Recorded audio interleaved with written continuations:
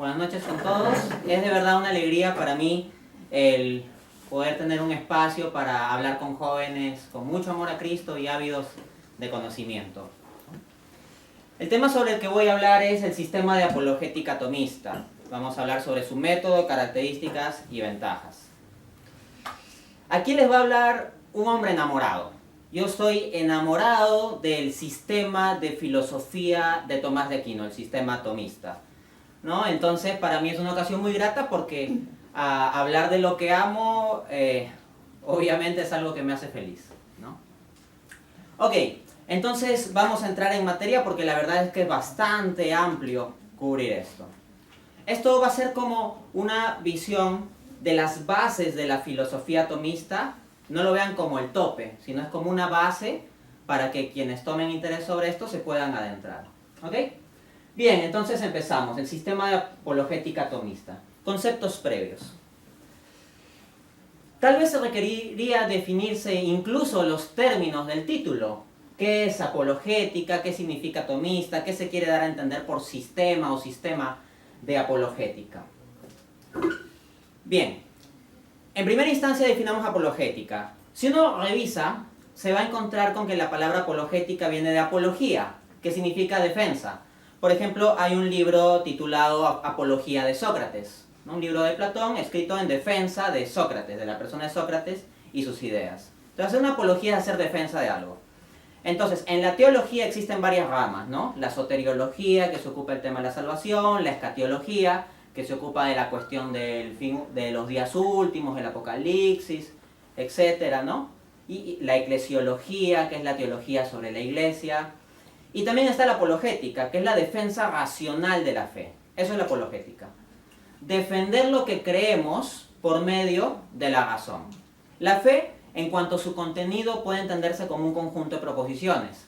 La proposición Dios existe, la proposición Dios encarnado en Jesucristo, la proposición Jesucristo resucitó, la proposición los evangelios son un reflejo fiable sobre Jesucristo, etcétera, etcétera.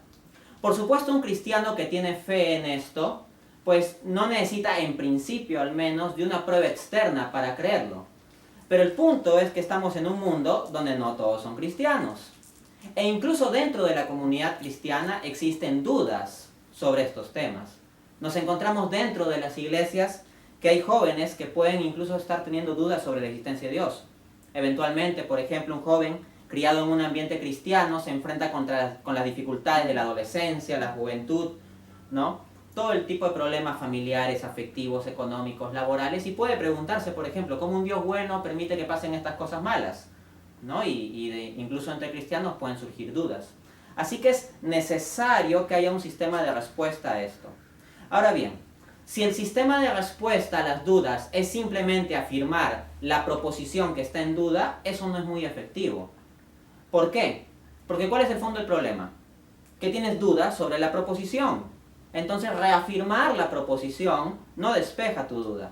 Lo que se requiere es un conjunto de razones independientes que te lleven a la conclusión de que esa proposición es cierta. Entonces, la apologética se encarga de desarrollar y exponer argumentos de estas verdades de fe.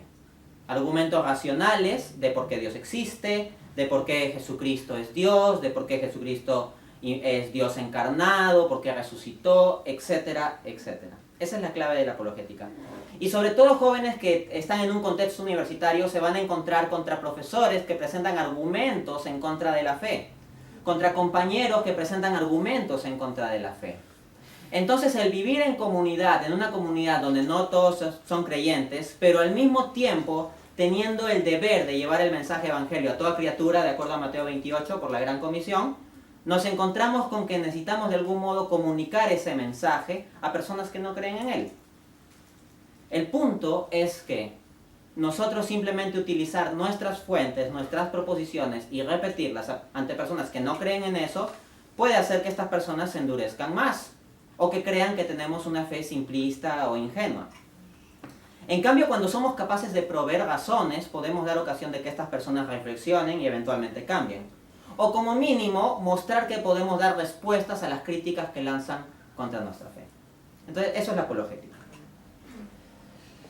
En ese contexto cabría definir también qué es el teísmo. El teísmo es una posición filosófica que plantea que Dios existe.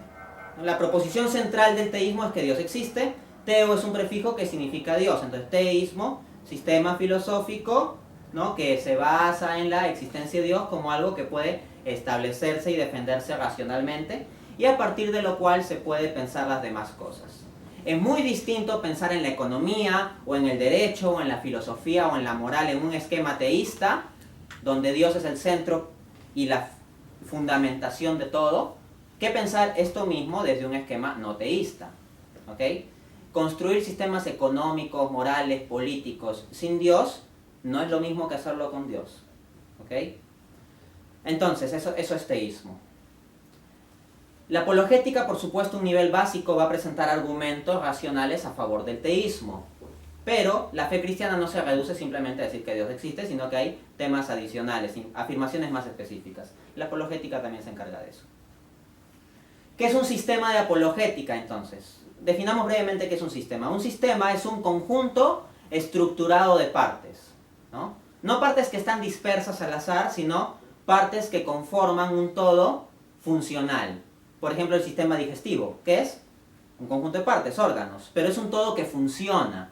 Funciona para llevar a cabo la digestión. Entonces, hay diferentes enfoques filosóficos para la apologética. Existe el enfoque, por ejemplo, el presuposicionalista, el enfoque existencial y el que es mi favorito, la apologética clásica. Y dentro de la apologética clásica, el enfoque históricamente más importante es el tomismo. Entonces pasemos a definir qué es el tomismo. El tomismo es el sistema filosófico-teológico que surge de los planteamientos de Santo Tomás de Aquino, quien fue un filósofo y teólogo del siglo XIII. ¿Okay? La principal obra de Santo Tomás de Aquino fue la Suma Teológica. Es una obra monstruosamente grande, es un monumento filosófico. Por ejemplo, si uno quiere conseguir la Suma Teológica, traducida al español, por ejemplo, te encuentras con que no viene en un solo libro, son varios tomos. Por ejemplo, en una ocasión, en un grupo de WhatsApp en el que yo estoy, comencé a hablar sobre el tomismo, ¿no? O sea, tú sabes, un hombre enamorado habla de lo que ama, ¿no?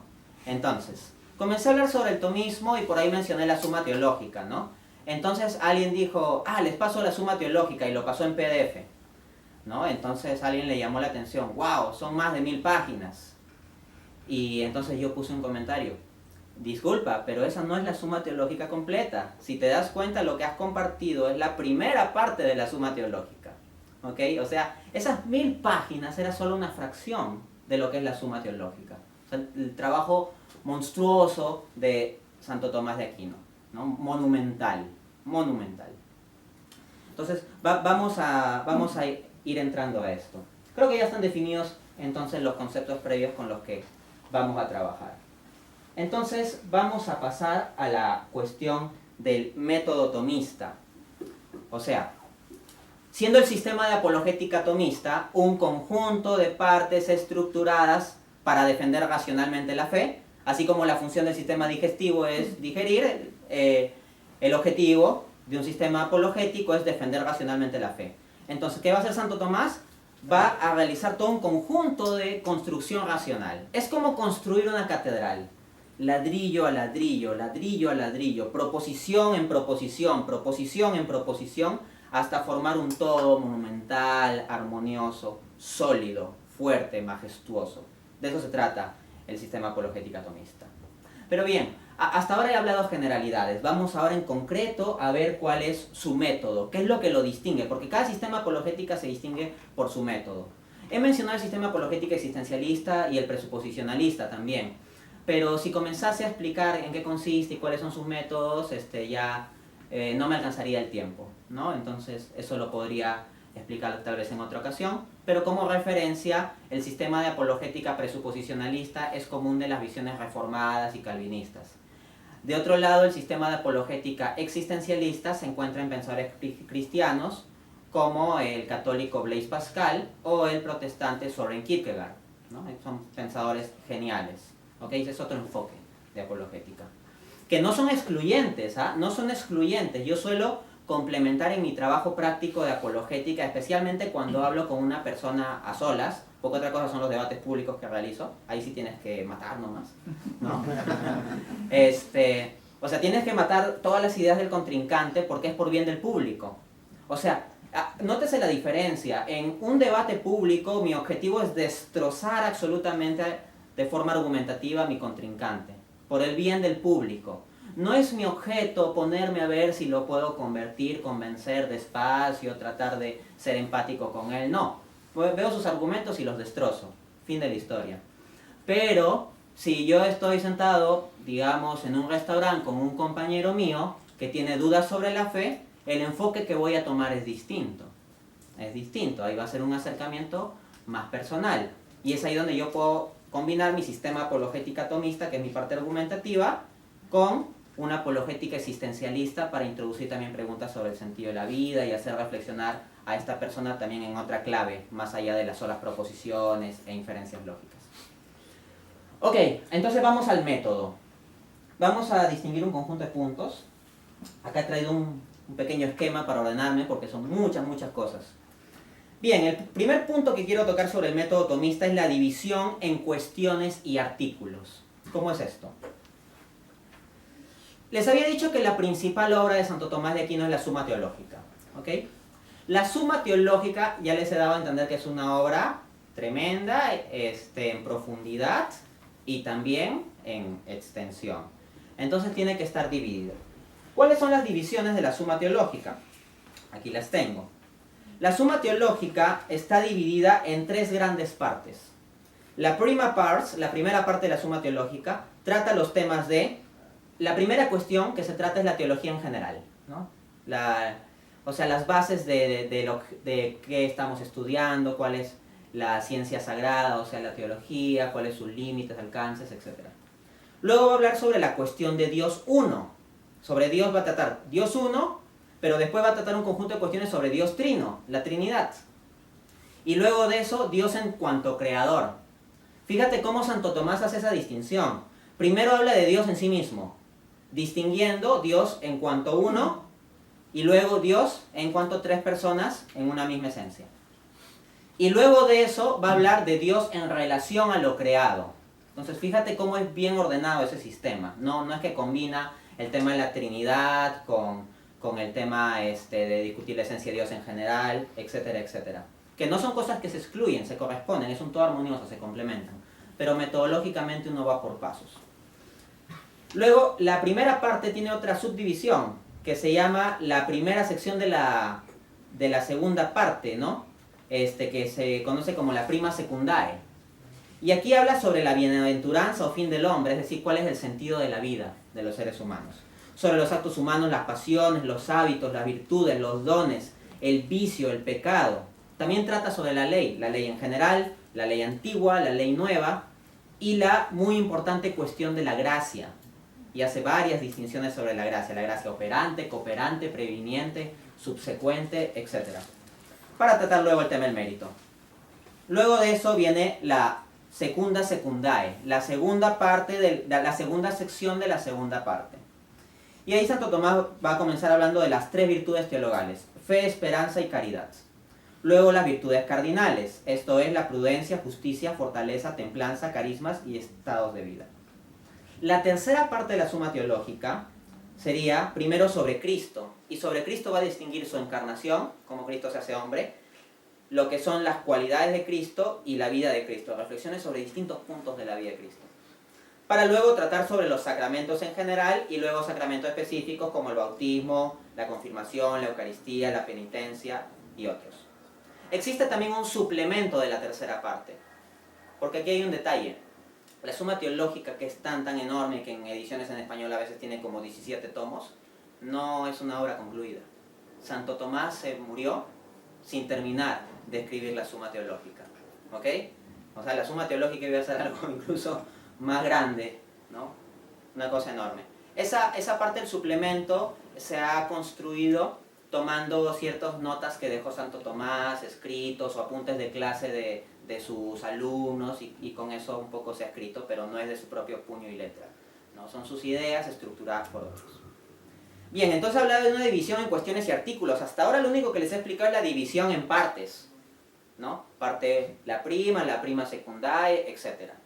Pero cada una de esas partes está dividida en artículos.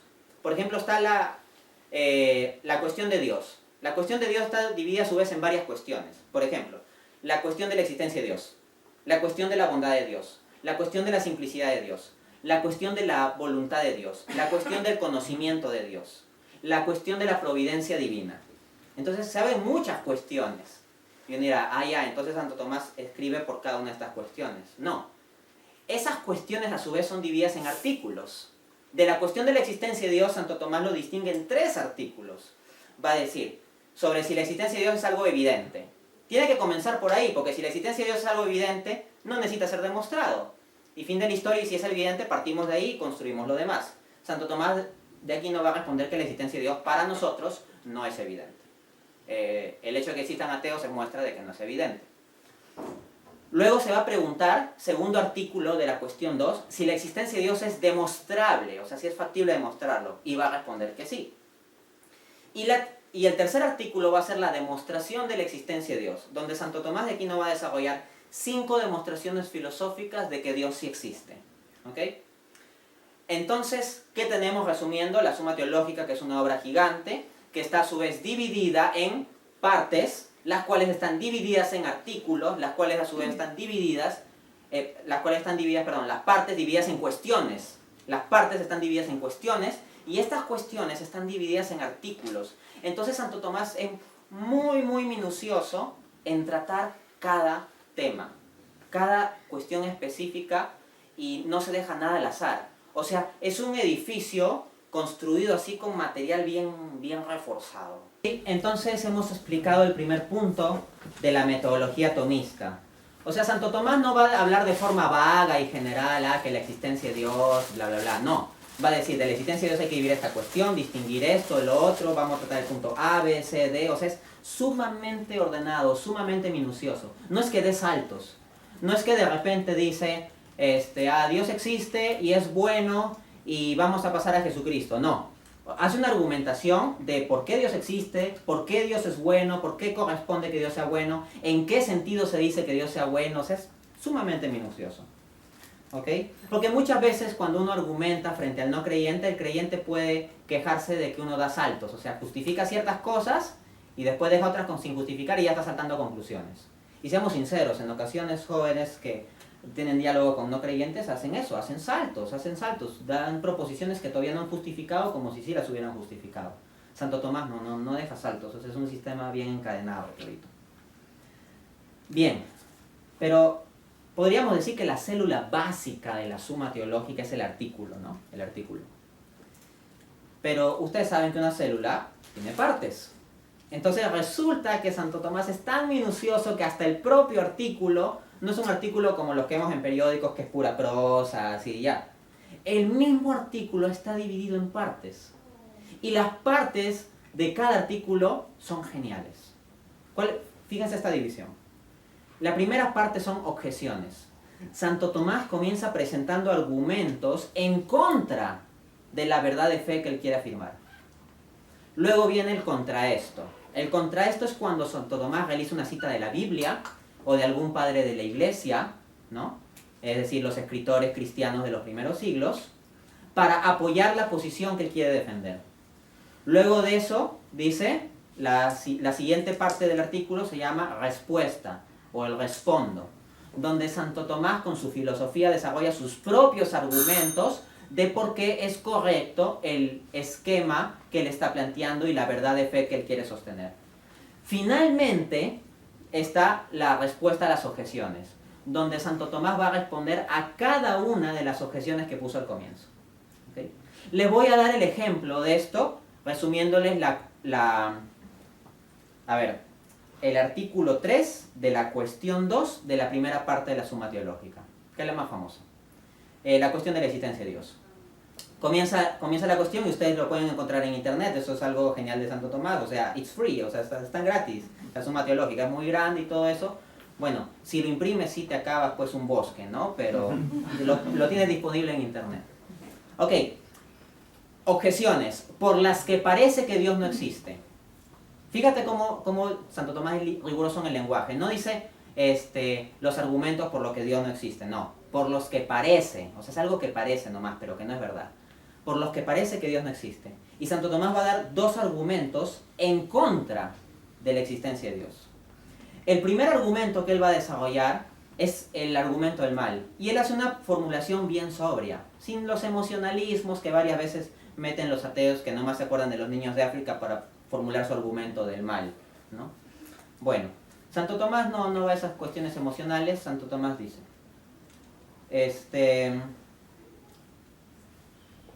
si de dos contrarios hay uno que es infinito, anulará totalmente a su contrario. Ahora bien, si Dios existe, Él es un bien infinito. Pero si es un bien infinito y el mal es el contrario del bien, entonces no puede existir el mal, ¿no? Porque Dios, si existiera como bien infinito, lo habría anulado. Pero siendo que existe el mal, por lo tanto, Dios no existe. Fíjate cómo Santo Tomás trata de formular, ustedes lo pueden leer que lo hace con esa formulación, trata de formular con fuerza la objeción. Él no trata de decir que las objeciones son tontas o ponerlos de modo sencillo, no. Formula la objeción con fuerza lógica, ¿ok? Segunda objeción, dice Santo Tomás, lo que se puede explicar por unos cuantos principios no es necesario que se explique por muchos. Entonces, las cosas que ocurren en el mundo natural se pueden explicar por causas naturales, y las cosas que los seres humanos hacemos por libre albedrío, por ejemplo yo venir a esta conferencia, se puede explicar por eso, por el libre albedrío del hombre, su libertad, su voluntad, su intelecto. Por ejemplo, yo decidí venir a esta conferencia. Entonces, por lo tanto, la hipótesis de Dios no es necesaria, ¿no? Entonces, conviene pensar que Dios no existe. Entonces, fíjate cómo Santo Tomás en pocas palabras va a resumir los dos grandes argumentos del ateísmo moderno. El problema del mal y el otro es el naturalismo. O sea, ¿qué es el naturalismo? Naturalismo es un enfoque filosófico que dice que el mundo natural, entendiéndose por mundo natural incluso todo el universo, se basta explicativamente a sí mismo. Que no necesitamos algo más allá de lo físico para explicar la realidad. Que con lo físico basta, ¿no? Ese es el naturalismo. Entonces Santo Tomás ya pone esas objeciones ahí. Luego, en el contraesto, según me parece recordar, creo que cita el Salmo 14:1, pero habría que verificarlo. Dijo el necio en su corazón, no hay Dios, ¿no? Entonces, si esto es necedad, debe poder ser demostrado lo contrario, o sea, que sí hay Dios. Respondo. La sección de la respuesta es donde Santo Tomás va a desarrollar sus 5 vías para la existencia de Dios. Ah, sí. Si por ahí ven que se para, me haces así con la mano nomás y no me acerco. Está tranquilo. Ok, las 5 vías para la existencia de Dios, los 5 caminos. A ver, voy a resumir esto porque yo he llegado a dar una conferencia entera de 1 hora con 1 hora de preguntas sobre solo la primera vía, nada más. Solo la primera vía. Ya pronto va a estar disponible en YouTube, en mi canal de YouTube y en mi página de Facebook. Lo encuentran como Dante A. Urbina en Facebook, me encuentran como fanpage Dante A. Urbina, mi canal de YouTube lo encuentran con el mismo nombre y voy a estar colgando ya la conferencia. ¿Pero por qué menciono esto? Para que entiendan que es un súper resumen lo que voy a hacer, ¿no? Porque me he tirado una conferencia en 1 hora sobre eso, solo la primera vía. Rápidamente. Primera vía. Vemos que existe el movimiento. El movimiento entendido de su forma más general, no meramente como la locomoción física, el cambio de posición de lo físico, sino en general como el paso de la potencia al acto. Por ejemplo, yo estaba en potencia de venir aquí y ahora estoy acá. O sea, cuando estaba en mi casa estaba en potencia de venir acá. Ahora estoy aquí en acto. ¿Okay? Potencia acto. Bien. 1, entonces vemos que hay movimiento, es decir, paso de la potencia al acto. 2. Todo lo que se mueve es movido por otro. Es decir, algo que pasa de la potencia al acto requiere otra cosa que esté en acto que sea lo que lo lleve de la potencia al acto. 3. No se puede seguir una cadena infinita de movimiento, o sea, de pasos de la potencia al acto, porque si no, nada podría moverse. ¿Por qué? Porque si tuviera que pasar una cadena infinita de movimiento, ¿qué sucedería? Que para que recién haya un acto, en la realidad, cualquier acto, tendría que antes haber habido otro ser que llevó la potencia al acto. Pero ese ser se movió al llevar la potencia al acto. Entonces, tendría que haber otro ser, un tercer ser antes o un tercer ente. No necesariamente tiene que ser un ser vivo, ojo. Cuando digo ser es la sección filosófica general. O sea, hasta una silla es un ser. Ok, un tercer ser que haya llevado la potencia al acto al segundo. Pero si seguimos con una cadena así infinita, tendría que pasar un proceso infinito para que recién se dé un paso de la potencia al acto, un movimiento. Entonces Santo Tomás dice, la cadena no puede ser infinita. Porque un infinito, ¿cómo voy a decir que un infinito ya pasó? Que un infinito ya terminó. Eso es una autocontradicción, es hablar de un infinito finito. Por lo tanto, la cadena debe ser finita. Entonces debe haber un primer ente, el cual pueda llevar de la potencia al acto a los demás, pero él mismo nunca esté en potencia, sino que sea pleno acto, plenitud del ser, ¿no? Y que por lo tanto no requiera de otro ser anterior, ontológicamente, que lo lleve la potencia al acto. Es lo que Santo Tomás va a llamar el primer motor inmóvil. Un ser que da la causa de las actualizaciones de potencia de todos los demás seres, pero que él mismo no requiere de otro ser para estar en pleno acto. Ese ser es el que conocemos con el nombre Dios, el primer motor inmóvil, luego Dios existe. Segunda vía, más rápido porque tienen la misma estructura básicamente. Segunda vía. 1. Existen las relaciones de causa-efecto en la realidad. Hay relaciones de causalidad. Difícil de contradecir, ¿no? 2. Si vemos un efecto es porque hubo una causa eficiente. 3. La cadena de causalidad eficiente no puede ser infinita. De forma análoga a lo ya explicado. Tengo un libro sobre la existencia de Dios, de hecho, este libro, Dios existe, en pregunta, es un libro donde por cada capítulo de la parte 2 yo desarrollo un argumento tomista, al detalle lo explico y resuelvo las objeciones contra el mismo. Así que acá estoy resumiendo. Entonces, 3, la cadena de causalidad no puede ser infinita. Entonces tiene que haber un inicio ontológico. 4, por lo tanto debe haber una causa incausada. O sea, algo que cause a las demás cosas, pero que ese mismo no sea causado por otro. Porque si es causado por otro, volvemos al mismo problema. ¿Y qué causó a eso que lo causó? Y ese que lo causó, ¿qué lo causó? Porque si tú dices que algo causó a Dios, en realidad, ¿qué sería Dios? Ese algo que causó a Dios. Pero si ese algo fue causado, entonces sería Dios, el Dios que causó al Dios, que causó al otro Dios, ad infinitum, y eso es absurdo, ¿no? Entonces hay el punto en donde tenemos el ser fundamental que causa a los demás. La causa incausada es donde hemos llegado a Dios. Por lo tanto, Dios existe. Tercera vía, la contingencia de los seres. Vemos que existen seres contingentes, es decir, seres que dependen de otros para existir. Por ejemplo, ustedes, si no hubieran existido sus padres, ustedes no existirían. Entonces son contingentes. Luego, como decía, 1, existen seres contingentes. 2, un ser contingente, si existe, depende de otro para su existencia. 3, la cadena de dependencia ontológica, o sea, de depender de otro ser para existir, no puede ser infinita. 4, por lo tanto, tiene que haber un ser del cual dependan los demás, pero que él mismo no dependa de otro para existir. Ese ser es el que conocemos con el nombre de Dios. Por lo tanto, Dios existe, el ser subsistente. Cuarta vía, existen grados de perfección en las cosas.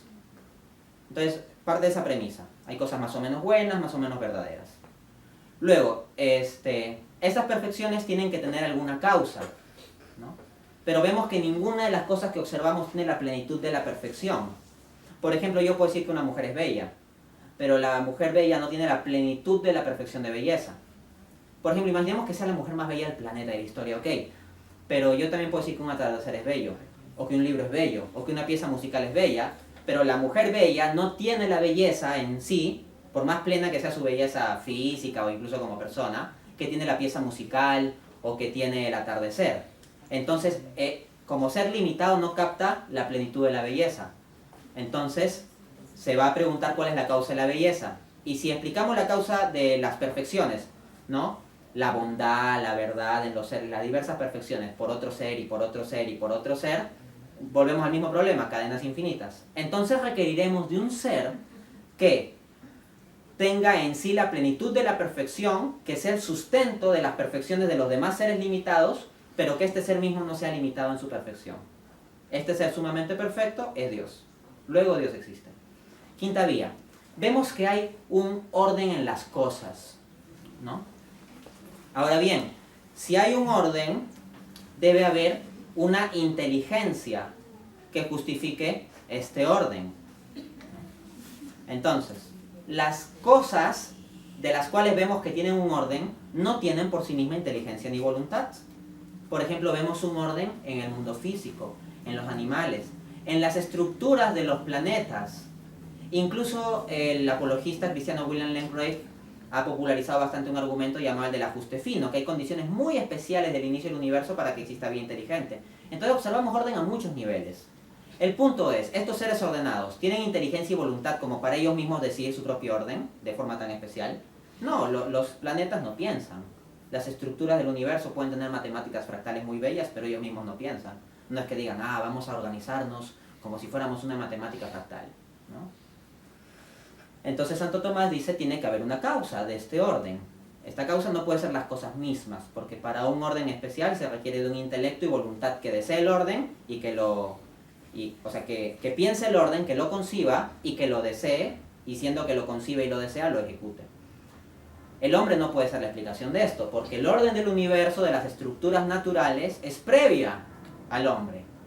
O sea, el orden del mundo físico viene desde antes que surjamos nosotros. Entonces Santo Tomás concluye que debe haber algo más allá de este solo mundo natural que dé la explicación del orden del mundo natural. Un ser inteligente y libre que no esté en el mundo natural. O sea, un ser inteligente y libre sobrenatural. Y esto no es más que el concepto de Dios. Por lo tanto, Dios existe. Entonces ahí tienes a Santo Tomás de Aquino dando sus 5 argumentos de por qué Dios existe. Oye, espera. Pero al comienzo teníamos unos argumentos que decían que Dios no existe. El argumento del mal y el argumento del naturalismo. Entonces Santo Tomás va a la última sección.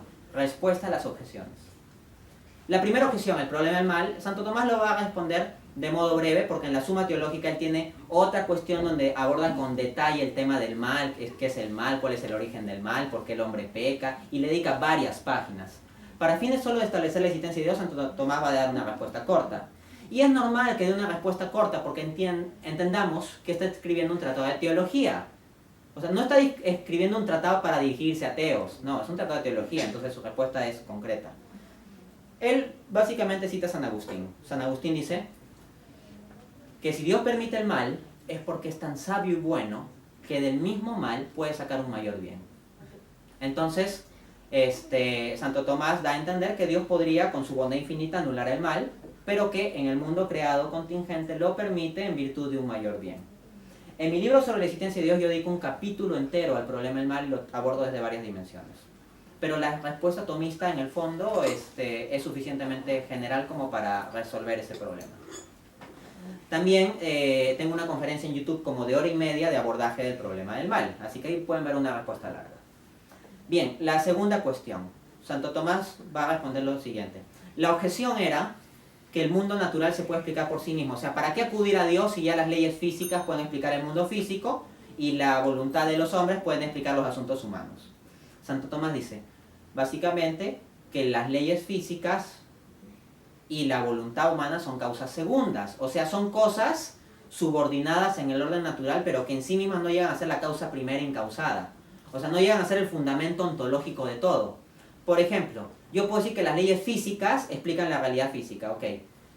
Pero, ¿por qué tenemos esas leyes físicas y no otras? ¿Por qué existen las leyes físicas en lugar de no existir? ¿O por qué se cumplen las leyes físicas en lugar de no cumplirse? ¿Por qué tienen esas formas matemáticas especiales en lugar de tener formas matemáticas raras o caóticas? Ahí nos encontramos con que las propias leyes físicas no pueden dar respuesta a esto. Entonces Santo Tomás lo que va a decir es que la voluntad humana o cosas como las leyes físicas van a ser solo causas segundas que por sí mismas no llegan a explicar todo, sino que van a requerir una causa primera que a su vez las explique. Por lo tanto, se sigue necesitando de Dios a nivel metafísico. ¿Ok? Entonces, ahí ya ven cómo proceden los artículos. Ojo, y esto es solo la muestra del artículo más conocido de la Suma Teológica, pero ya les dije que es un tratado de como 17 tomos en ciertas versiones, o más de 4.000 páginas en algunas versiones en PDF, etcétera, etcétera. Bien, entonces, otro punto importante del método tomista son lo que podemos llamar los distingos. Los distingos. Es decir, que Santo Tomás es muy riguroso en que cuando hay una cuestión se hagan distinciones. Los economistas, yo de profesión soy economista, frente a muchas preguntas, por ejemplo me dicen, ¿va a crecer la economía peruana? Y la respuesta de quien ha estudiado economía es, depende. Depende y decimos, bajo tales condiciones se espera que suceda esto. Bajo tales otras se espera que suceda lo otro. Santo Tomás tiene algo análogo. Santo Tomás, por ejemplo, cuando trata la cuestión de la gracia, distingue la gracia previniente de la subsecuente, o la operante de la cooperante. Por ejemplo, pregunta, ¿el hombre puede cooperar con la gracia de Dios? Santo Tomás no te va a responder ni sí ni no. Te va a decir, distingamos.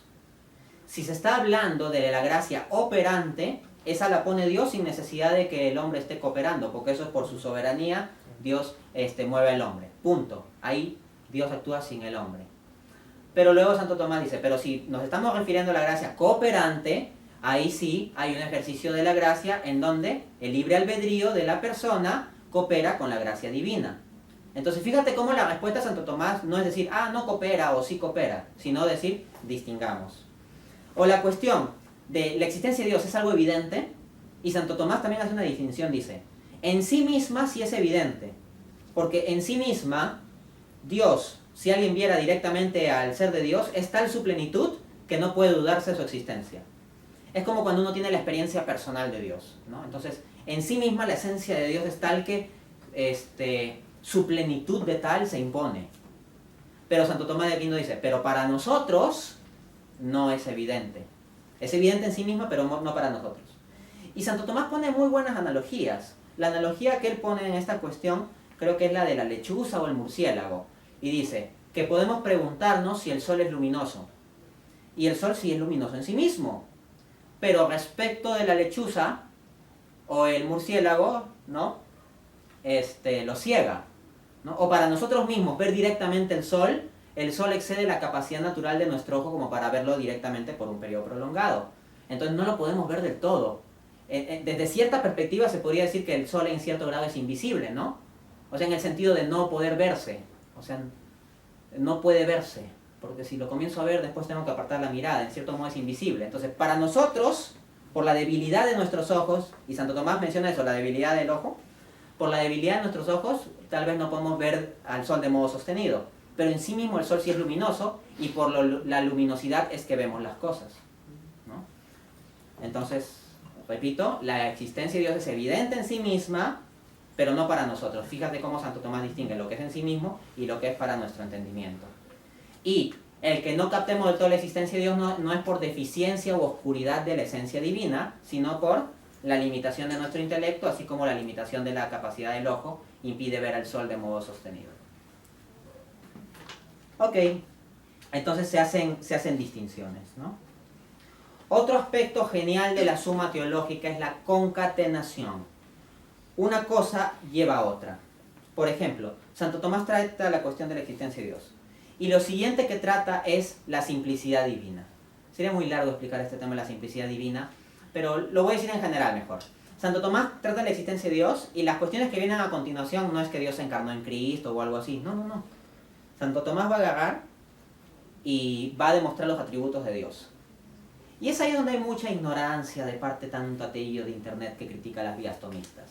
Porque, ¿saben cuál es la crítica más recurrente de todas a Santo Tomás de Aquino? Fuera de decir que es anticuado, como si eso fuera una refutación, solo un enano mental puede pensar que las ideas tienen fecha de caducidad. No, las ideas son verdaderas o falsas, punto. Lo que es falso, lo que es verdadero, fin de la historia.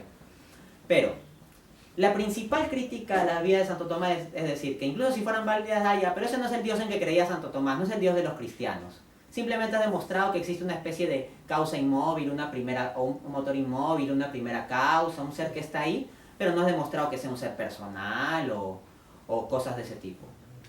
Bien, resulta que si uno, después de la cuestión 2 que aborda la existencia de Dios, va a la cuestión 3, 4, 5, 6, 7, así como hasta la 20, va a hablar de los atributos divinos.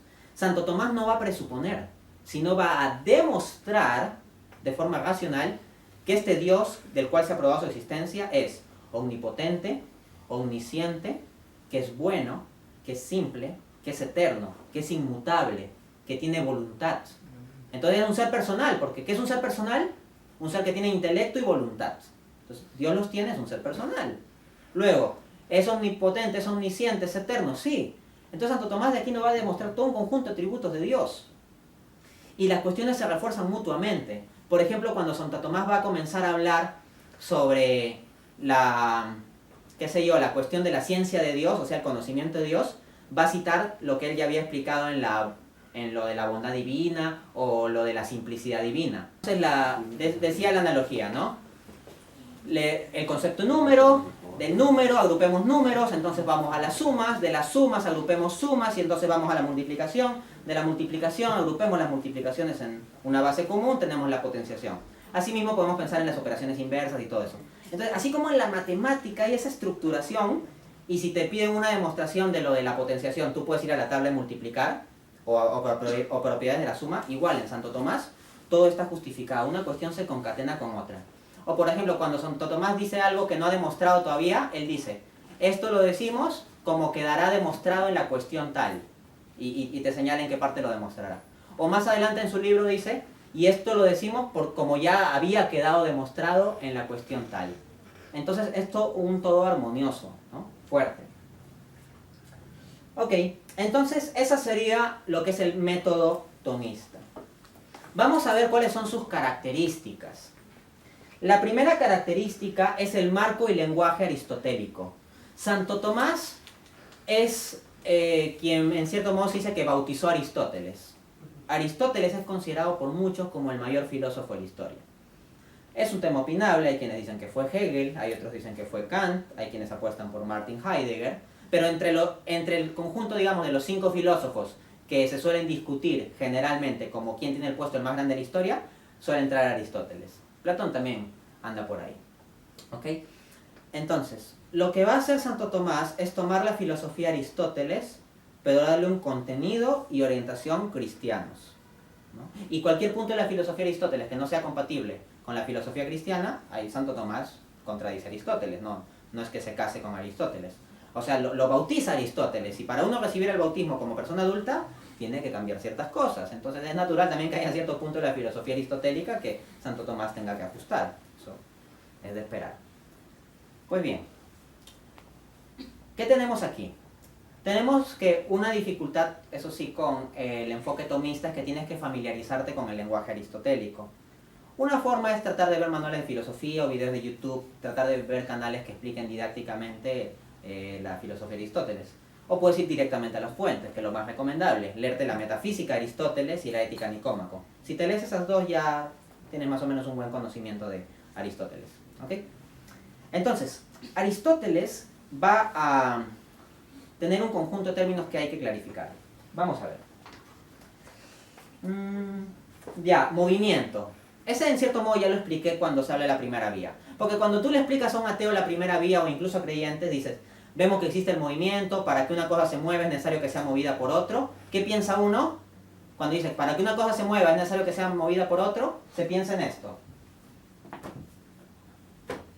O sea, el mero cambio de posición física.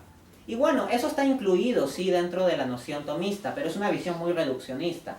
Porque la definición aristotélica de movimiento es paso de la potencia al acto. Entonces, como dije, se puede entender no solo ese movimiento físico, sino cuestiones como, si yo puedo tener un grado de doctor, un doctorado, estar en potencia de tener el grado de doctor, a pasar a tenerlo, acto. Aristóteles le llamaría eso movimiento. O de no estar enamorado, así estar enamorado.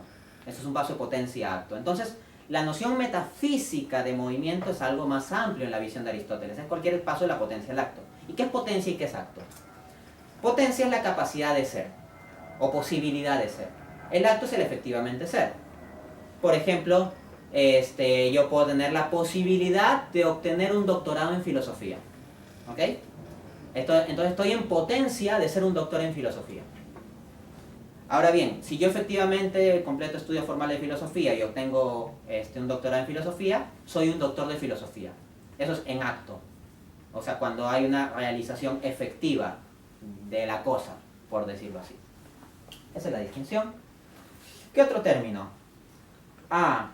La teoría o división de las 4 causas aristotélicas. Aristóteles va a distinguir 4 causas. La causa material, la causa formal, la causa eficiente y la causa final. La causa material es lo que da su materialidad a las cosas, ¿no? O sea, lo que normalmente llamamos materia. La causa formal es la esencia misma de las cosas. que no necesariamente se reduce a la sola materia. De hecho, en la visión de Aristóteles es algo más profundo. La causa final es el propósito de las cosas. Y la causa eficiente es el conjunto de operaciones que lleva a que una cosa sea de un modo específico. Ya, aquí suena muy abstracto. Vamos a poner un ejemplo bonito. Siguiendo a Santo Tomás, que él también suele por ahí poner sus ejemplitos. O sea, Santo Tomás tiene su lenguaje aristotélico, medio pesado, pero pone ejemplos sencillos. Es un poco, cuando yo doy clases en la universidad también trabajo un poco así. A veces doy una definición con lenguaje técnico, pero después explico paso por paso cada una de las terminologías y pongo ejemplos fáciles. Vamos a ver. Imaginemos que es tu cumpleaños. Es tu cumpleaños y te voy a preparar un pastel. ¿Ok? Vamos a distinguir las causas aristotélicas. Causa material, harina, huevos, azúcar, leche, etc. O sea, toda la materialidad implicada en el pastel. Causa eficiente, el movimiento de mis manos, ahí batiendo la masa, combinando, el calor del horno, o sea, todo el conjunto de operaciones que llevan a que el pastel sea de la forma específica en que es. Por ejemplo, si sale quemado, una causa eficiente será mi negligencia, por ejemplo, por no haberlo visto, y el calor del horno. Son causas eficientes. Luego, causa formal, lo que constituye la esencia de la cosa. Eso podría corresponderse con el pastel que yo tengo en mi mente. O sea, yo tengo en mi mente una esencia de cómo debe ser un pastel, y esa esencia la plasmo. Desde ese sentido, es en la mente de Dios que subsisten como ideas, pero de forma unificada, la causa formal de todos nosotros. O sea, porque Dios nos creó. Así como yo puedo hacer un pastel, Dios nos crea. ¿Ok? Y luego, la causa final, el propósito de algo. ¿Cuál será la causa final? Dar un presente o digamos, lo clásico, el pastel por el cumpleaños de la persona de la cual es su cumpleaños. Propósito, causa final. Entonces hay toda una coherencia interesante, ¿no? Fíjate también cómo muchas veces los filósofos o también los ateíos de internet, ¿no? No solo filósofos académicos, sino los ateíos de internet que hablan de la causalidad y todo eso, son muy ligeros y hablan de la causalidad de modo ambiguo, sin orden. No, acá si alguien me habla de la causalidad, yo digo, un momentito, o sea, tú me quieres poner objeciones, ¿me estás hablando de la causalidad eficiente, de la formal, de la final o de la causa material, ¿no? Y ahí se quedan así nomás, ¿no? Y a buscar en Google si es que tienen ocasión. Bueno, otra terminología importante que hay que clarificar es la distinción entre sustancia y accidente. Esta es muy importante. Cuando tú escuchas la palabra accidente, ¿a qué te suena? Como que alguien se golpeó de forma no intencionada y algo grave, que alguien se cayó, ¿no? Bueno, en la noción tomista aristotélica no es así. Accidente significa otra cosa. Por eso hay que familiarizarse con la terminología. La sustancia o esencia es lo que hace que una cosa sea lo que es. Por ejemplo, yo, Dante Urbina, soy lo que soy porque soy ser humano. Si a mí me quitaras lo de ser humano, eliminas lo que es Dante Urbina. O sea, lo que yo soy está compuesto sustancialmente por la esencia humana. Por ejemplo, me quitas mi ADN humano y ya no soy Dante Urbina. O sea, ya no subsisto. ¿No? En cambio, lo accidental es aquello que subsiste en una cosa, pero no es su propia esencia. Es como que la sustancia fuera como el sustantivo y el accidente fuera como el adjetivo. Repito, el accidente es como algo que está presente en una cosa sin ser su propia esencia, sin definirla. Por ejemplo, ahorita soy Dante Urbina. Ahora también soy Dante Urbina. Entonces, ¿qué quiero dar a entender con esto? Tú me quitas mi código genético humano, mi naturaleza humana, me eliminaste. Me quitas los lentes, sigo siendo Dante Urbina. Entonces, esencialmente yo soy un ser humano, pero accidentalmente se da el caso de que uso lentes. Pero no es parte de la definición de Dante Urbina que tenga que usar lentes, ¿no? Es algo acompañante, una característica presente y todo eso, pero no es la esencia misma de la cosa. Hay tantos, incluso filósofos cristianos, que caen en equívocos por no saber hacer bien esta distinción tan sencilla y que simplemente se desprecia la filosofía aristotélica como algo anticuado, que caen en errores, pues, ¿no? Esto es un problema. Y no debe ser para nada una actitud cristiana despreciar lo anticuado, ¿no? O sea, a ver, Jesucristo vivió hace no pocos años, ¿no? Estuvo hasta bastante tiempo, entonces, si vamos a aplicar la lógica de despreciar algo porque es antiguo, pues creo que estamos en problemas, ¿no? No debería ser una actitud de ningún cristiano. Bien, otra característica de la visión tomista es la confianza en la razón. Y para ello les voy a leer una cita directa de la Suma Teológica. ¿Cómo vamos? 10. Ya. Dice Santo Tomás: el fin tiene que ser conocido por el hombre para que hacia él pueda dirigir su pensar y su obrar. Por eso fue necesario que el hombre, para su salvación, conociera la revelación divina, lo que no podía alcanzar por su exclusiva razón humana. Más aún, lo que de Dios puede comprender la sola razón humana, también precisa la revelación divina, ya que con la sola razón humana, la verdad de Dios sería conocida por pocos, después de mucho análisis y con resultados plagados de errores. Y sin embargo, del exacto conocimiento de la verdad de Dios, depende la total salvación del hombre, pues en Dios está la salvación.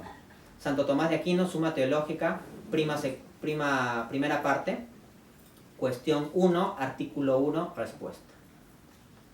Ahora, alguien podría decir, no, pero más bien está expresando desconfianza, porque está diciendo que se puede caer en errores, etc. Sí, pero veamos, la afirmación de fondo de Santo Tomás es una afirmación fuerte e interesante.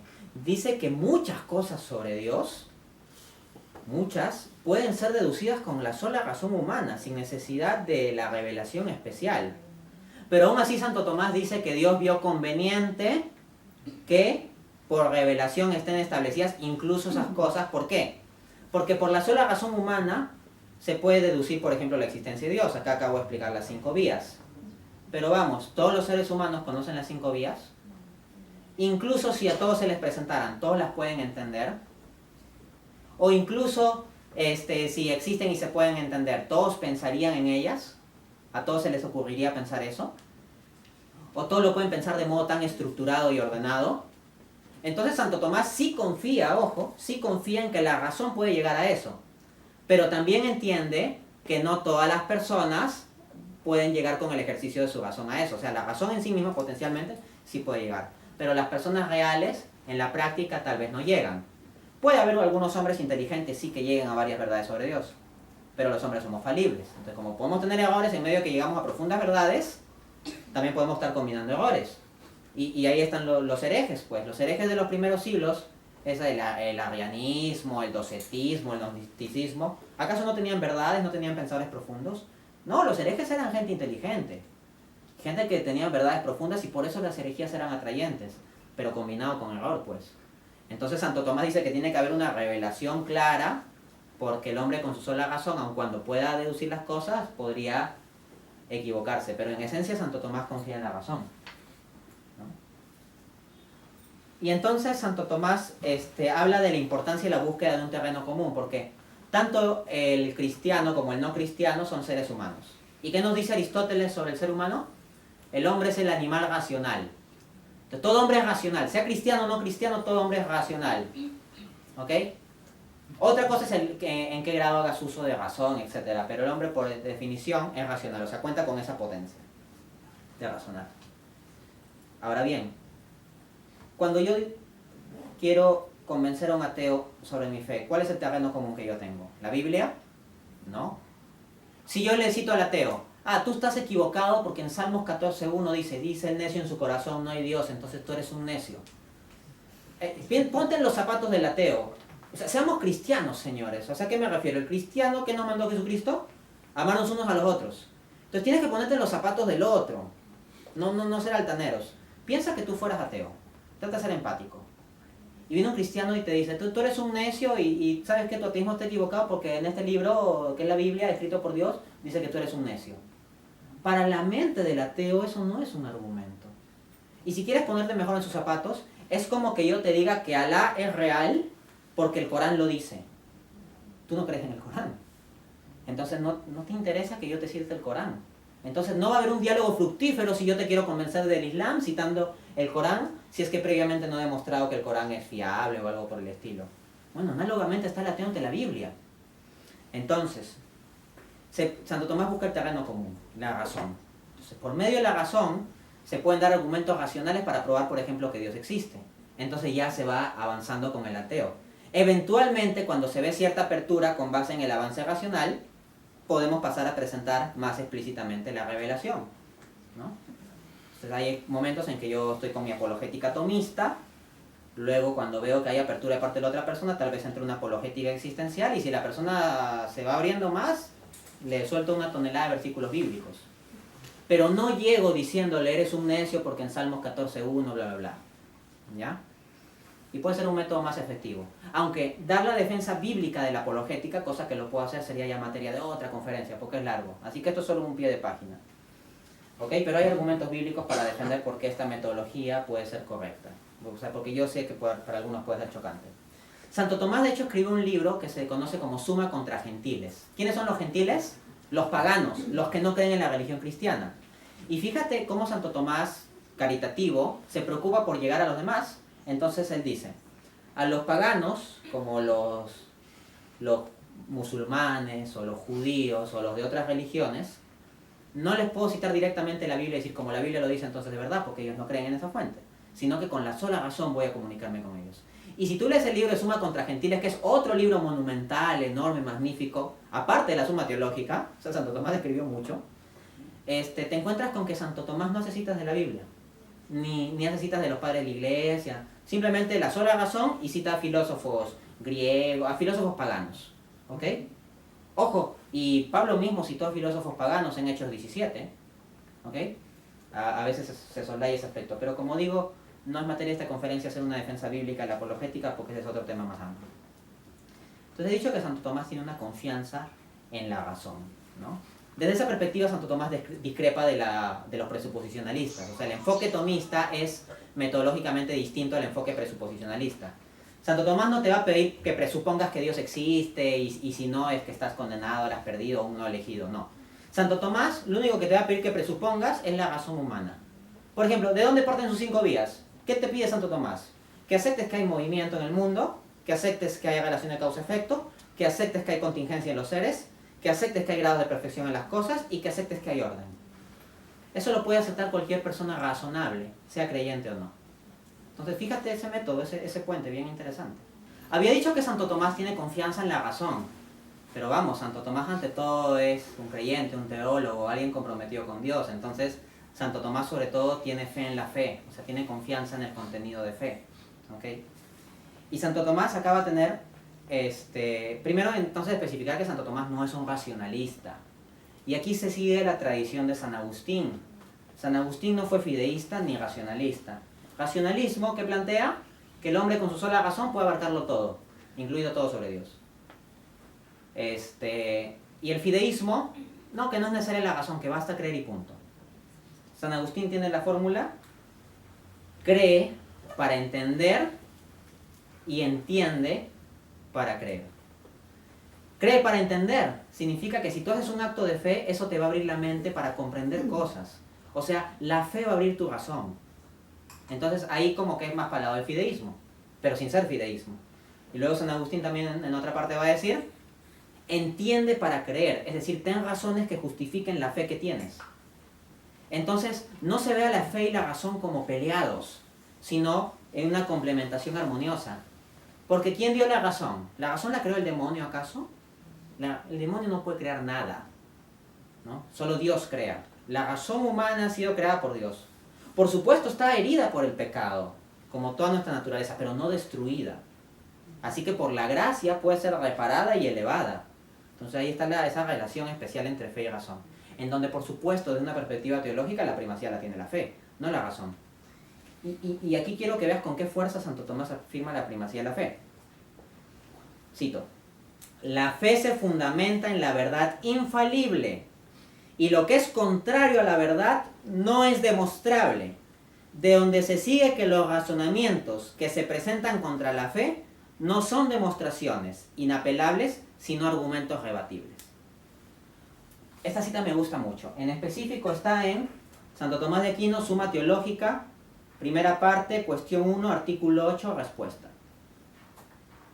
Me encanta esta cita porque Santo Tomás básicamente está diciendo lo siguiente. La fe, que depende de la verdad infalible de Dios, es verdad, punto. Así que con todos esos filosofillos que vienen con críticas a la fe, tú ten la confianza de que hay respuestas racionales a todos ellos. Porque las objeciones aparentemente fuertes que ellos ponen, solo son aparentes. Pero en el fondo todas ellas son rebatibles con la razón. O sea, Santo Tomás, la confianza de Santo Tomás en la razón para defender la fe no se basa en un racionalismo, sino en su fe. O sea, dice, como la fe es verdad, no puede haber ningún argumento verdadero que se oponga a la fe. En consecuencia, todo argumento en contra de la fe va a ser eventualmente refutado. De este modo, tengamos atención a esto. Imagínate que viene un amigo ateo y te comienza a poner un montón de objeciones y tú no le puedes responder. Pero si tú sigues lo que dice Santo Tomás, tienes que entender la posibilidad de que sí haya respuesta a todos esos argumentos. Tal vez tú en ese momento no tienes la respuesta. Eso es un tema accidental utilizando la terminología aristotélica, pero esencialmente lo que va a decir Tomás es que sí va a haber respuesta. Que tú no la tengas es una coyuntura, algo accidental, pero que sí la hay es algo esencial. ¿Listo? Entonces la confianza en la razón está fundada en su confianza en la fe. Él es un hombre de fe, no un racionalista como algunos quieren ponerlo. Incluso entre filósofos cristianos contemporáneos ponen a Santo Tomás como un racionalista que borraba un concepto personal de Dios o cosas de ese tipo. Miren, ahora estoy hablando del sistema apologético, filosófico. Otra cosa sería si yo diera una conferencia de la vida de Santo Tomás. Su vida es maravillosa, es muy rica, es muy divertida, incluso tiene pasajes divertidos. No era un monje aburrido. Pero esa es otra materia. O sea, nomás lo que quiero decir es, si escuchan por ahí eso de que Santo Tomás creó un Dios impersonal, como propio los budistas, como dijo por ahí algún filósofo cristiano muy famoso actualmente, no. O sea, cuando uno lee la Suma Teológica, en ocasiones te quedas hasta contemplando ciertos misterios, como decía el Padre Pío, que cuando leía teología de repente se quedaba absorto y dejaba de estudiar porque estaba ahí contemplando el misterio de lo que entendía. A mí también me ha pasado el tener así experiencias de wow, qué maravilloso es Dios, así, leyéndome la Suma Teológica en su lenguaje aristotélico. Ok, otro punto importante de Santo Tomás es su referencia a la escritura y a la tradición. Hay muchos filósofos cristianos hoy en día obsesionados con ser innovador, con innovar en la filosofía cristiana y crear nuevos horizontes y todo eso. Pero, ¿qué nos dice la carta de Judas? Que la fe que os ha sido dada de una vez y para siempre.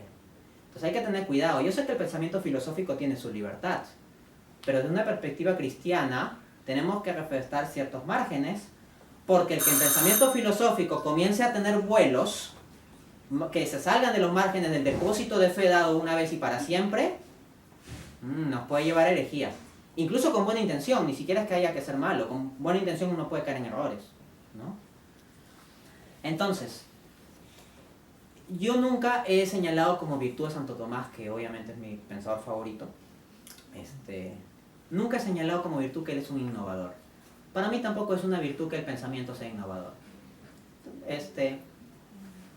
Para mí lo único que interesa de un pensamiento es si es verdadero o falso. Fin de la historia. No si es antiguo, nuevo, si está a la moda o no está a la moda. Si es verdadero o falso. Punto. Entonces, Santo Tomás no pretende ser un innovador. Si tú lees la Suma Teológica, Santo Tomás no es que él se pone a inventar el cristianismo desde cero. No. Lo que Santo Tomás va a hacer es introducir muchas citas de la Biblia y los padres de la Iglesia. Por ahí podrás escuchar la crítica a Santo Tomás. No, es que Santo Tomás, el tomismo es pura filosofía, eso no es bíblico. Ya, ok, a quien diga eso, le pongo un pequeño reto. El reto es el siguiente. Tome la Suma Teológica, como digo, está disponible en la web, gratuito, y un papel. Y cada vez que encuentres una cita bíblica, haces una marquita en ese papel. ¿Ok? Se van a sorprender. Van a encontrar muchas citas bíblicas en la Suma Teológica. De otro lado, Santo Tomás no es que él viene con su preinterpretación de la Biblia, inventar el cristianismo desde cero, no. Santo Tomás cita constantemente a los padres de la iglesia, es decir, los escritores cristianos en los primeros siglos. Obviamente el padre que más cita es el más influyente, que es San Agustín. San Agustín es el padre más citado en la Suma Teológica, pero está citado San Atanasio, San Hilario de Porter, San Ambrosio, muchos padres de la iglesia. Entonces Santo Tomás se mantiene una continuidad, ¿no? Él busca ser fiel a ese depósito de fe, no un innovador que presuma de que es un filósofo tremendo o algo así, ¿no? No, Santo Tomás se ve a la filosofía como sierva de la teología. Y él, en tanto filósofo, sirve a la tradición cristiana. Él no busca romper con la tradición cristiana. En ese sentido, considero que un vicio de la filosofía moderna es la obsesión con la innovación. O sea, la obsesión de que todo hay que pensarlo desde cero. Por ejemplo, llega Hume, David Hume, y dice, no, los antiguos se han equivocado, esto es lo correcto y vamos a construir desde aquí, desde el empirismo escéptico. O luego viene Kant, ¿no? No, hubo un sueño dogmático, han estado todos dormidos en el sueño dogmático, yo mismo estuve dormido en el sueño dogmático, pero desperté. Y ahí viene la crítica a la razón pura con todo el esquema de Kant. O sea, la filosofía hay que construirla desde cero, ¿no? Y así nos encontramos múltiples filósofos que vienen así a construir todo desde cero. Y eso es un vicio grave, grave porque si hay verdad en lo anterior, si quieres construir todo desde cero, saliéndote de eso, pues puede haber dificultad, ¿no? Bien, para cerrar con la parte característica voy a un aspecto que la verdad que me enamora mucho del pensamiento de Santo Tomás, que es su carácter combativo. Santo Tomás es un guerrero. ¿Cómo es esto el carácter combativo? Carácter combativo se refiere a que Santo Tomás no es simplemente que quiere plantear sus puntos, desarrollarlos, explicarlos y ya. Sino Santo Tomás, o sea, va a matar. Es decir, están las herejías y Santo Tomás las va a destrozar. Están las objeciones y las va a destrozar. Si tú ves la Suma Teológica, está llena de objeciones. De hecho, en una ocasión, yo vi en un grupo de Facebook alguien que había compilado 25 objeciones a una doctrina específica, ¿no? Y yo comienzo a leerlas y digo, wow, estas objeciones están fuertes, ¿eh? Están fuertes. Y de repente por ahí dice algo sobre un ratón. Yo digo, espera, esto de ratón, esto me suena de algún lado. Y dije, ¿la Suma Teológica? Y fui a la Suma Teológica y resulta que lo que había hecho esta persona era básicamente resumir o poner un lenguaje un poco más llano lo que Santo Tomás ponía como objeciones a cierto punto de fe que él quería sostener. Entonces, resulta que ya todas ellas estaban respondidas ya en la Suma Teológica, pero se veían sólidas, y vamos, yo sí tengo entrenamiento con resolver estas cuestiones, pero decía, acá hay unas así interesantes, decía, ¿no? Eran objeciones que el propio Santo Tomás había diseñado. Entonces, Santo Tomás formula las objeciones del mejor modo y después las mata. Es un carácter combativo de su pensamiento, él le va a refutar a las herejías, ¿no? Y eso me gusta mucho la Suma Teológica, porque hay muchos libros de apologética que te explican bien y bonito los argumentos de la existencia de Dios. Pero hay un montón de objeciones a esos argumentos y esos libros dedican pocas palabras a ello. Por ejemplo, por citar un libro apologética muy, muy conocido, muy, muy importante, el libro Fe Razonable, de William Lane Craig. El argumento más importante que ha desarrollado William Lane Craig, el que él ha trabajado en su tesis doctoral de filosofía, es el argumento cosmológico Callan. Pues bien, si tú te lees Fe Razonable, ¿cuántas páginas dedica a explicar el cosmológico Callan? Son muchísimas. Muchas páginas dedicadas a explicarlo, justificarlo, etc. Pero si ves, él luego menciona que hay algunas objeciones al Callan. La cantidad de páginas que dedica al Callan es pequeña. Es bastante pequeña en comparación a todo lo que se dedicó a explicarlo y justificarlo. O sobre objeciones al argumento, el ajuste fino, desarrolla poco. Al argumento moral también. Entonces, a mí lo que me gusta mucho del pensamiento de Santo Tomás es que da mucho peso a resolver objeciones. Porque vamos, nosotros no estamos ante un mundo donde exponemos nuestra fe en un auditorio neutro, sino en un mundo donde exponemos nuestra fe, donde hay múltiples personas dispuestas a ponernos objeciones hasta dentro de la propia iglesia, ¿no? Entonces, un pensamiento que esté así estructurado en dar espacio a las objeciones, eso es bueno. Por ejemplo, en mi libro sobre la existencia de Dios, en este libro, si uno revisa el capítulo 2 de la parte 2, mi desarrollo del argumento cosmológico, que yo lo desarrollo en la versión tomista, no es el Callan cristiano, si bien hay correspondencias y puntos de apoyo. Si uno ve la cantidad de páginas que yo dedico a explicar y justificar el argumento, y luego a responder objeciones, estoy casi seguro que la cantidad de páginas que dedico a responder objeciones es más que la que dediqué a explicar el argumento. Entonces, digamos, a mí me gusta mucho ese carácter combativo, así de pelear con las objeciones y destrozarlas, ¿no? Desde esa perspectiva yo no suelo dar una sola respuesta a las objeciones. Si alguien ve mi estilo apologético que se inspira en el tomismo, si yo puedo dar 3 formas de refutación a algo, doy las 3 formas de refutación, ¿ok?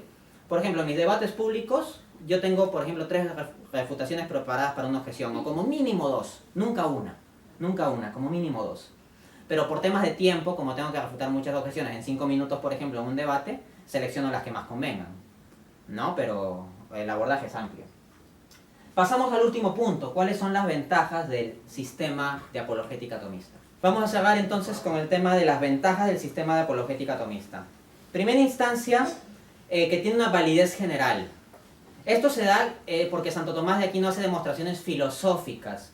Santo Tomás de Aquino en ocasiones pone ejemplos relacionados con los conocimientos científicos de su época, que eran muy limitados, varios han sido demostrados erróneos, pero el fundamento de sus argumentos en general, con pocas excepciones, por supuesto hay excepciones, pero con pocas excepciones, es cuestiones filosóficas generales, ¿no? Por ejemplo, fíjate cómo la segunda vía tomista. La segunda vía tomista no comienza con la premisa de el universo comenzó a existir, no. Si te das cuenta del argumento cosmológico tomista, yo tengo un video entero donde explico el argumento cosmológico tomista. Su primera premisa es, hay relaciones de causa-efecto. O sea, se ve relaciones de causas eficientes. Hay causas eficientes en la naturaleza. Fíjate cómo Santo Tomás no se compromete con un modelo cosmológico, decir el universo comenzó a existir como el Kalan-Kraitiano, sino con algo más general. Ahora, que haya unas causas eficientes, ¿podría ser verdad incluso en un universo eterno? Sí, o sea, incluso si el universo fuera eterno, veríamos relaciones causales. En consecuencia, tienes un argumento que por más que hayan coyunturas cambiantes en la ciencia, mantiene su validez al estar asentado en algo filosófico general. Entonces, por ejemplo, Santo Tomás en la quinta vía dice, vemos un orden en las cosas. William Lane Craig ha desarrollado y popularizado sobre todo, porque en realidad este desarrollo viene también de otros filósofos, el argumento del ajuste fino, que se basa en que las condiciones iniciales del Big Bang fueron muy muy especiales como para que se dé la existencia de vida inteligente. Ahora, esa es una muy buena ilustración del punto de partida de la quinta vía. La quinta vía dice, vemos que en las cosas naturales hay un orden, ¿no? Una relación de medios afines, hay un orden en las cosas. Una demostración de que hay un orden en las cosas, una muy buena demostración, muy especial, es la idea del ajuste fino. Pero ¿qué pasaría si eventualmente las apelaciones de citas de físicos y constantes físicas y cosmológicas y todo eso, y condiciones iniciales sobre el ajuste fino se problematizaran o se diluyeran? Pues podría quedar problematizado el argumento del ajuste fino kraitiano. Pero el argumento tomista, que parte de que hay un orden en las cosas, no necesariamente. Porque mientras se pueden seguir encontrando un orden especial en las cosas naturales, sean estructuras fractales o incluso en un escenario multiverso, o sea, incluso si hay muchos universos, incluso ahí se podría encontrar un orden. Incluso en el caso irrazonable de que haya infinitos universos, estos podrían tener un orden especial. Entonces, un escenario de infinitos universos paralelos anularía el argumento del ajuste fino, pero no llegaría a anular la quinta vía tomista por su validez general. Ahora, por ahí salió alguien comentando en YouTube respecto de mi argumento cosmológico tomista cuando lo compartieron en otra página. Están construyendo argumentos artificiales para protegerse del cambio de la ciencia, ¿no? O sea, como que estamos tratando de escabullirnos así, protegernos, que la ciencia nos puede cambiar los argumentos teístas, mejor nos protegemos. No, los argumentos de Santo Tomás fueron formulados en el siglo XIII. O sea, antes de que vengan todos los modelos cosmológicos, la cosmología de Branas, el modelo oscilante, el Big Bang, el teorema Borde-Good-Vilenkin, etc. Antes de que venga todo eso, ya Santo Tomás había formulado sus argumentos en estos términos. No es que se estén formulando artificiosamente para cuidarnos de los avances de la ciencia moderna. No, o sea, los argumentos de Santo Tomás vienen desde antes de que surja la ciencia moderna. Simplemente que tienen una validez general. Claro que eso no le va a gustar a los ateillos que quieren jugar a los listillos de que saben ciencia, ¿no? Juego que no funciona mucho, como se puede evidenciar en mi libro donde cito muchos artículos especializados de física. Ok, entonces acá quiero mencionar un punto interesante. El apologista cristiano más famoso y conocido en la actualidad es William Lane Craig. Ahora bien, William Lane Craig ha tenido múltiples debates, pero varios coinciden en que hay un debate que él lo tuvo especialmente difícil. Hay un debate poco conocido que no está traducido completo al español, que es el debate contra el filósofo Jerry Shelley Kagan sobre Dios y la moral, pero como ese debate no es muy conocido, entonces no lo traigo a colación. Pero lo que sí está traducido, y es un debate bien famoso de Craig, pero que varios coinciden en que fue uno de los debates más duros que tuvo, es contra Jean Carroll. ¿Se apagó?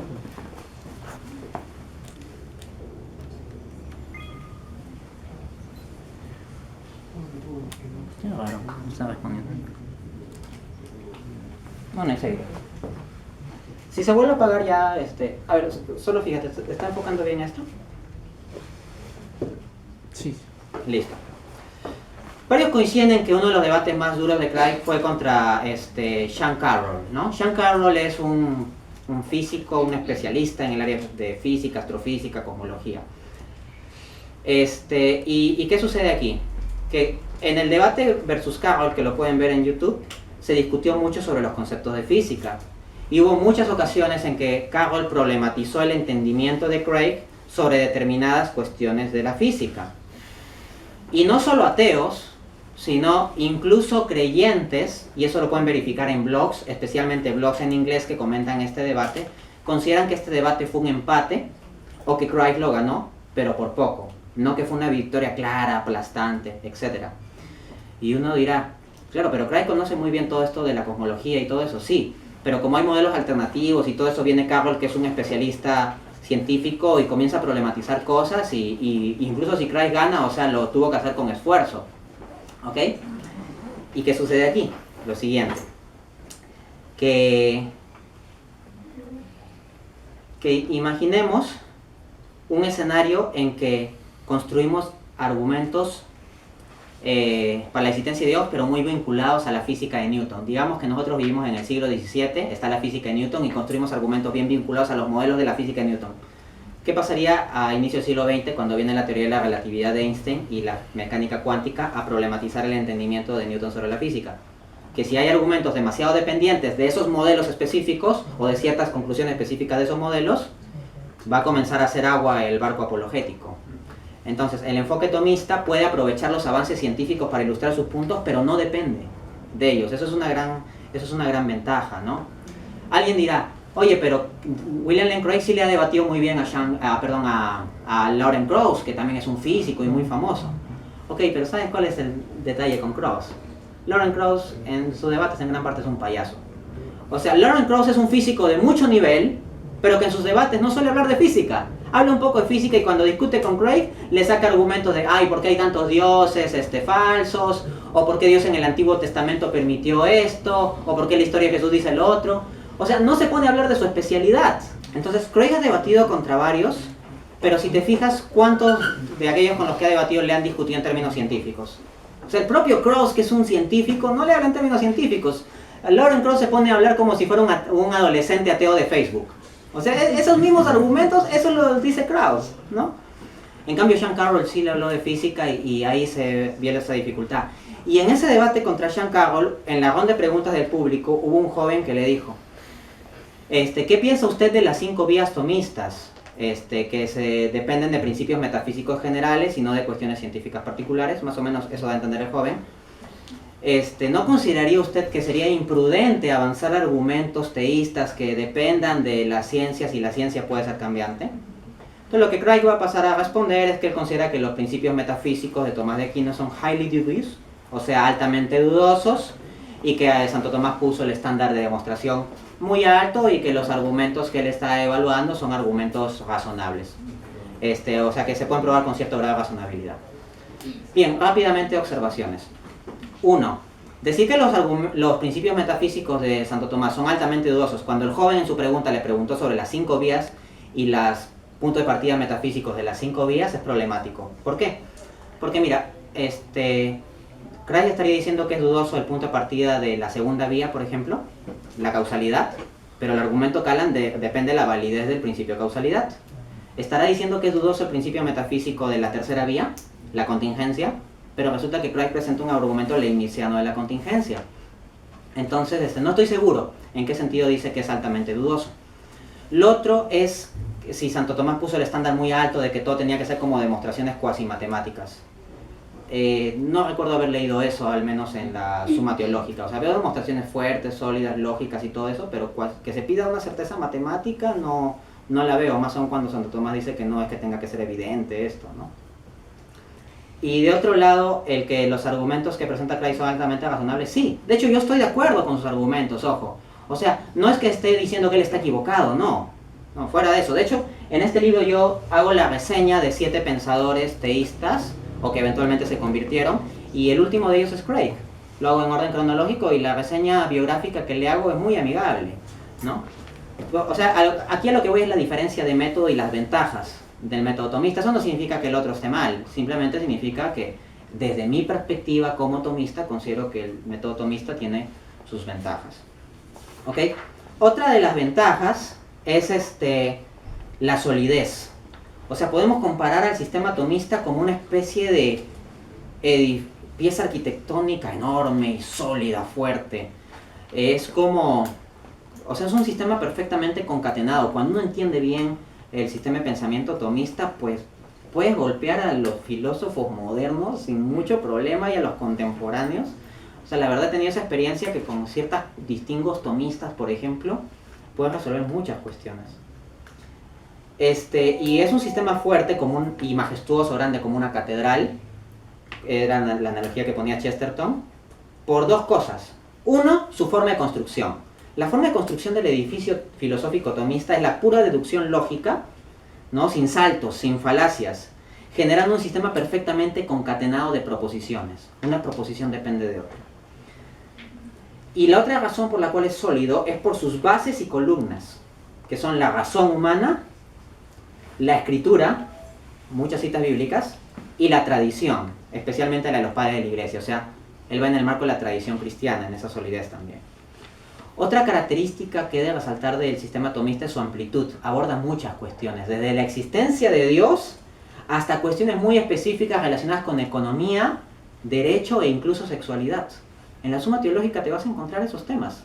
Te vas a encontrar que Santo Tomás discute sobre la simplicidad divina, la esencia metafísica de Dios y todo eso, pero también discute sobre si es lícito vender una cosa por encima de su precio, o si es lícito aprovechar la necesidad de otro para venderle algo más caro, o cosas de ese tipo. O sea, discute cuestiones económicas el hombre también. Entonces, yo creo que hay grandes ventajas. También me gusta mucho la rigurosidad lógica del sistema tomista, ¿no? Muchas veces se quiere meter al tomismo en el mismo saco que la filosofía continental. Bajo cierta perspectiva amplia de filosofía continental, podría decirse que sí, pero bajo la perspectiva que normalmente se entiende como filosofía continental, podría decirse que no. La división entre filosofía analítica y filosofía continental más tiene que ver con lo moderno y lo contemporáneo. El sistema tomista diría que yo diría que está en una categoría distinta, a tal punto que hoy en día hay pensadores tomistas que son de la línea de filosofía analítica, o que toman aportes de filosofía analítica. O sea, uno puede tener ambas cosas, no es que necesariamente tengan que estar peleadas. Aunque en mi caso, digamos, yo soy como tomista puro, por decirlo así, ¿no? Pero no es que el otro tenga que estar mal o despreciarlo, ¿no?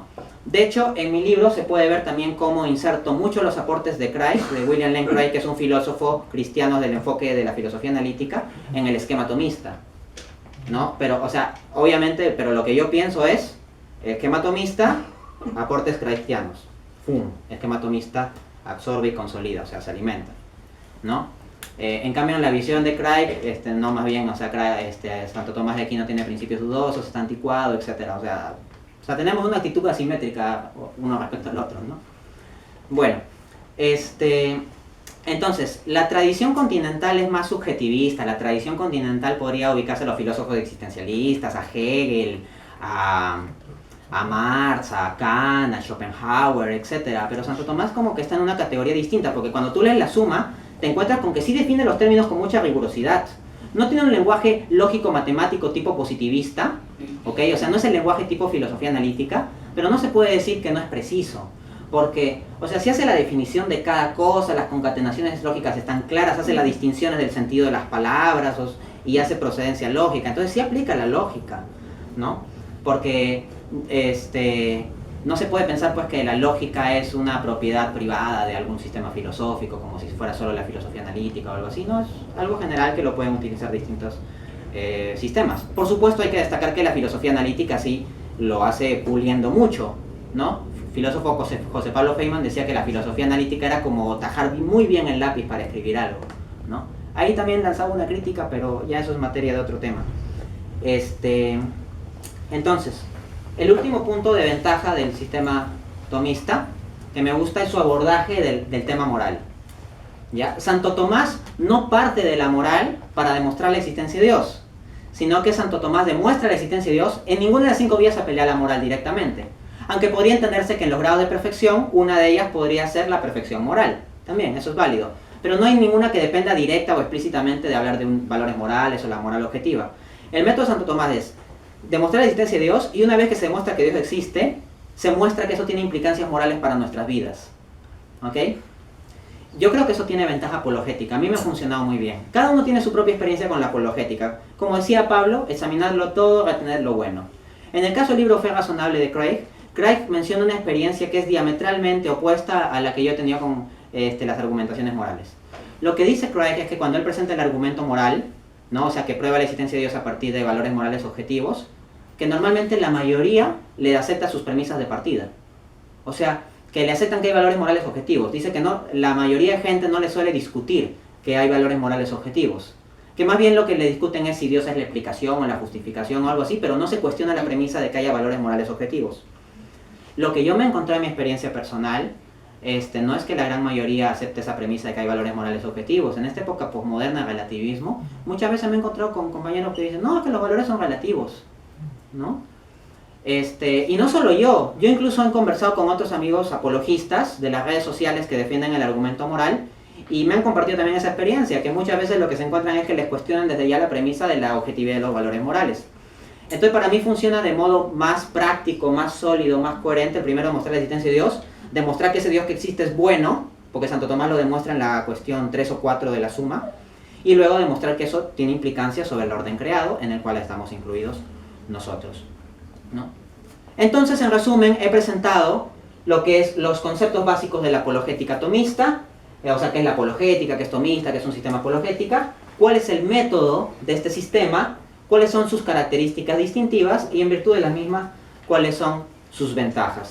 Recomiendo mucho tener en cuenta entonces esta posibilidad y abrirse a profundizar esto, ¿no? Yo tengo bastante material al respecto y también existe mucho material de tomismo en la web. Muchas gracias.